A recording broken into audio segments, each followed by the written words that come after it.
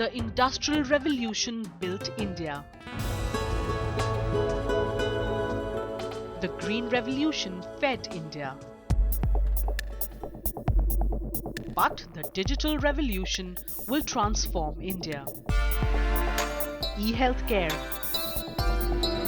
e-education, e-governance, Internet to every doorstep, mobile in every hand, and IT jobs for young and aspiring Indians. This fondness for technology is what Indians need. And Digital India is basically an enabling platform for change. An information communication technology forum that aims to crowdsource and curate focus suggestions from the industry to implement the visionary Digital India program. It is about taking government services, taking high-speed internet to the farthest corners of this country, and making sure, therefore, that you eliminate the bureaucracy, you eliminate red tape, you make government and public utilities available to 1.2 billion people, at least in a position that they are able to access it. We need expansive, quality, low-cost connectivity. Recently, the US raised its standard for broadband to 25 megabits per second. India's standard is 2% of that level today, and has less than 15% of its country fully connected. This government has laid very strong goals of providing this connectivity.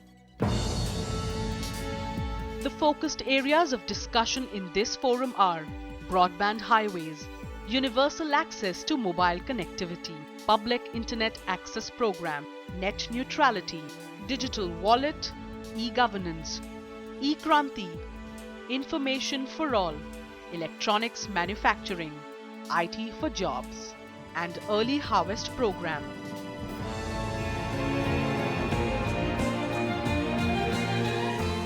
With bits and bytes of a billion dreams, let us embark on this digital journey. The Times Television Network welcomes all of you to the Digital India Summit 2015. Now, newspapers have been abuzz with the Prime Minister's very ambitious dream of transforming India into a connected knowledge economy where every citizen would also be an empowered netizen. But the question remains, what will it take, really, to convert the Prime Minister's digital dream into recognizable reality? We will now start with the first panel discussion of the day that's titled Digital India Bits and Bytes of a Billion Dreams. For that, I would now like to invite on stage the panelists, Vineet Nayar, former CEO HCL Technologies and presently founder of Sampark Foundation. Dr. Anand Agarwal, CEO Sterlite Technologies. Sanjay Kapoor, Chairman Micromax. Dr. Jerome Booth, Chairman New Call Telecom. Ravi Venkatesan, Chairman Social Venture Partners India. And Satyan Gajwani, CEO Times Internet Limited. To moderate this session, I'd like to request R.Sridharan, Managing Editor, ET Now, to please come on stage. Thank you, Tina. And Mr. Minister, may I request you to join us on the stage, please, for this panel. I'm sure there are some skeptics in this room who will probably ask, this is a country which often takes 3 years to build a simple traffic flyover in most of our cities.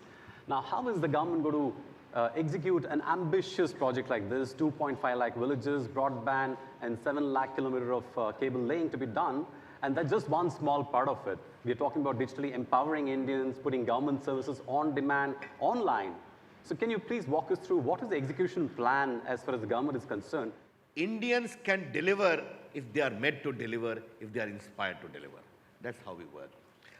As I always said, this 900 crore, 90 crore mobile phone in India, 300 million internet, 30 crore internet, in many cases happened in spite of government. In many cases, roadblocks by government. Right. I think with Arnav Goswami, my good friend on Times Now, I have discussed telephony and the legacy of telephony a number of times, okay? But in spite of that, mobile grew in India. That is India. If this can happen without the government, in spite of the government, if government is willing to walk the extra mile, I think it can be done. Right. I met all the chief ministers. I caught a meeting of all the IT secretaries and IT ministers. The right of way was a problem. Now 90% of the states have agreed we need to give right of way. So since you said that you welcome feedback from industry, I'm going to do just that. I'm going to invite my panelists to, in 2 minutes each, please make specific recommendations from your respective industries that you would want the government to implement or look at. So let me start with Anand. Current issues which were there in terms of execution are being corrected right now. We have that scale, we have that capability of speed, and we have the necessary skills for the execution.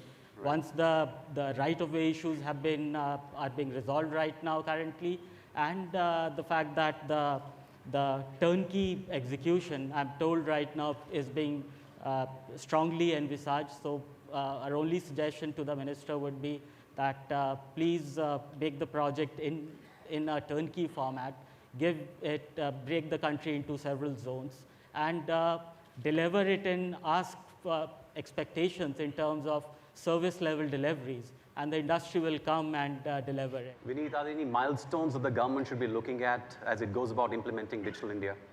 So I think I must compliment the government on a grand vision. If you intelligently use the satellite communication to reach it, the basis on which National Stock Exchange was formed, you can actually reach all the Gram Panchayat in 90 days' time at a cost of 1 lakh, including the solar panels and including the computers. So why wait for 3 years? And is investment in broadband to the villages at this juncture the most critical task which the government needs to do, where you can get faster return?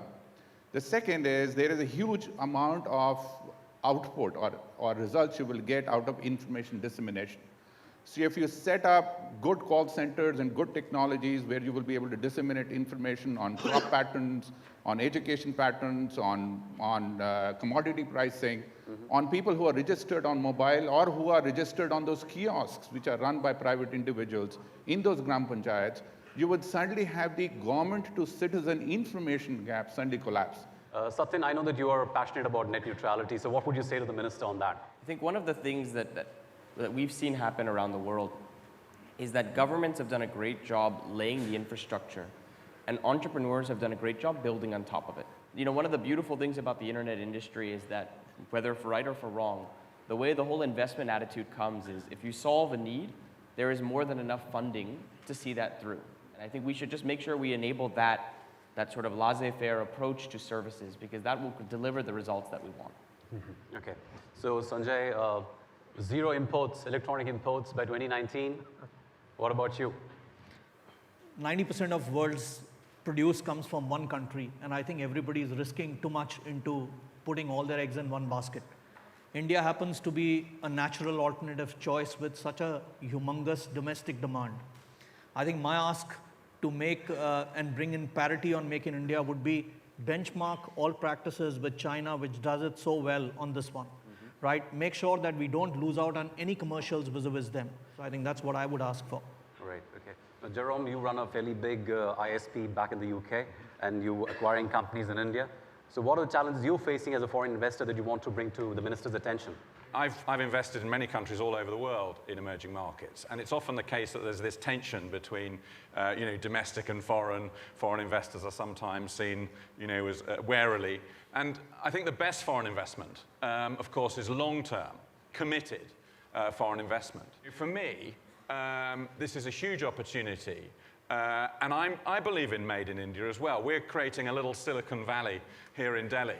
And for me, it's about commitment. And if I'm successful in helping, in particular, getting broadband out to villages, which is what I see as my goal, then I think we can also help attract many other investors. Ravi, from you, I know that you and your partner are working on something very interesting, Mr. Minister, which is Jobs and skills. Yeah, even for people who are illiterate. So Ravi, you want to talk about that? Yeah, Minister, so I want to focus on jobs because that's the burning issue. And of course, your vision of skilling people and placing them in rural BPOs is very commendable. But I argue there's one risk, and which is the risk that half the low-end jobs in the IT sector, including BPOs, may not exist in 3 to 5 years because of automation. Software will replace people. We need to prepare people not for jobs as we know it, but to become internet entrepreneurs. So I think that is the transformation that I would love to see. First and foremost to Jerome, you. When we say make in India, it is equally available to foreign company. Come establish a base in India, manufacture in India, manufacture for India, and also export outside. Okay. Use the enormous talent of Indian human resource.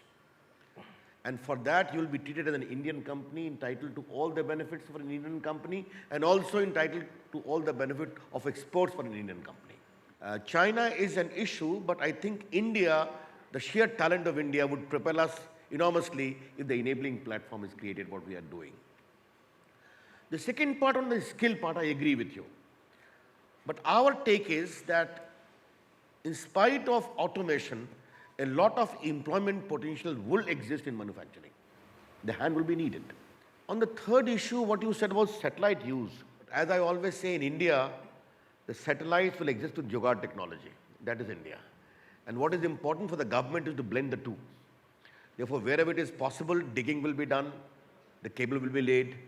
Where it is possible, if we can supplement by satellite or balloons or drones, we can consider that. We have to reach every Gram Panchayat. And therefore, I'm quite open to tweak the technology of the program if you can come with the concrete suggestions, and our technical team can supplement that. I would appeal to all of you present here, if you can think on those lines where we can work together, because now technology is being accepted. Can we bring it to the last mile, the most disempowered, the Dalit woman sitting on the remotest margin of development? That is my concept. Thank you.